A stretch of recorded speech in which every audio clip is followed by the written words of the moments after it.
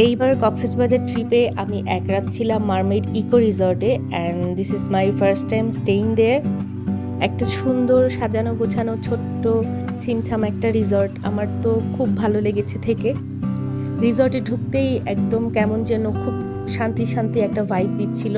আর এটা হচ্ছে ওদের রিসেপশন এরিয়া, অনেকগুলো জবা ফুল দিয়ে এই জায়গাটাকে সাজিয়েছে, আমার খুব সুন্দর লাগছিল দেখে।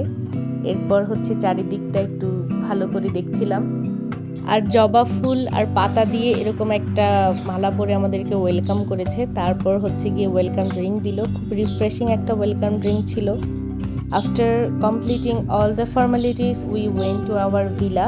They have different categories villa and we booked the Crab Dreamer. This is a 2-bedroom family villa where 4 people can stay. এই যে এখন একটা ছোট্ট করে রুম ট্যুর দিব। এটা হচ্ছে বেডরুম, 2টা বেডরুমের একটা বেডরুম এটা। এখানে একটা বেড আছে, সাইড টেবিল আছে, এসি আছে, ফ্যান আছে আর লাগেজ রাখার জন্য স্পেস আছে। আর এখানে রুমের সামনে একটা ব্যালকনি আছে, এটাও খুব সুন্দর করে সাজানো, মানে কি বলবো, লাক্সারি কিছু না বাট ওয়েল ডেকোরেটেড। আর এটা হচ্ছে ওয়াশরুমটা একদমই মানে বেসিক। ওয়াশরুমটা আরেকটু বেটার এক্সপেক্ট করেছিলাম। আরেকটা যেটা আমার লেগেছে, রুমে একটা মিরর দিলে ভালো হতো। এই একটা আয়না ছিল শুধু ওয়াশরুমে, রুমে কোনো মিরর ছিল না। এরপর আমি পুরো রিসর্টটা ঘুরে দেখাবো। নেক্সট ডে খুব সকালে আমি একা একা বের হয়ে গিয়েছিলাম, যখন সবাই ঘুমাচ্ছিল আমি একা একা পুরো রিসর্টটা ঘুরতে বের হয়েছিলাম। সকালবেলা একদমই শান্ত নিরিবিলি একটা এনভায়রনমেন্ট ছিল। এটা আরেকটা ভিলা, এই ভিলাটা দূর থেকে দেখেই খুব সুন্দর লাগছিল, কেমন যেন সুন্দর করে কালারফুল একটা ভিলা। আর এটা হচ্ছে ওদের এখনো কাজটা কমপ্লিট হয় না। এখানে একটা পুকুর আছে, এখানে হয়তো বা লেকের মতন কিছু করবে, যেখানে হচ্ছে ফিশিং করা যাবে। আর মাঝখানে এটা হচ্ছে একটা জুস বার। এই জুস বারটা দেখে বোঝা যাচ্ছিল যে এটা খুবই সুন্দর হবে। প্রতিটা কর্নার এত সুন্দর করে সাজানো যে আমি একা একা ঘুরছিলাম, but I didn't feel bored at all.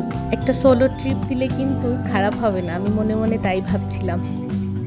আমি যখন ঘুরছিলাম তখন কোথা থেকে যেন এই ছোট্ট বিল্লুটা এসে আমার পায়ের কাছে গড়াগড়ি করছিল, এত কিউট দেখতে আর কেমন ঢং করছিল। তারপর ব্রেকফাস্টের টাইম হয়ে গিয়েছিল, চলে গিয়েছিলাম ওদের ব্রেকফাস্ট এরিয়াতে। Even there breakfast area is beautifully designed.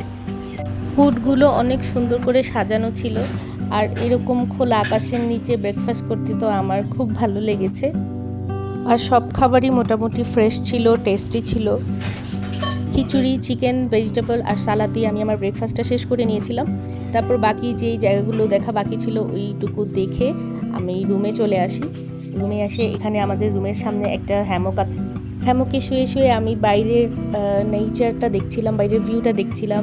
And for a while I was completely lost in the beauty of nature. এত সুন্দর লাগছিল, পাখি উড়ে যাচ্ছিল, দূরে একটা ব্রিজ দেখা যাচ্ছিল। আমার এক্সপিরিয়েন্স মারমেড ইকো রিসর্টে খুবই ভালো ছিল।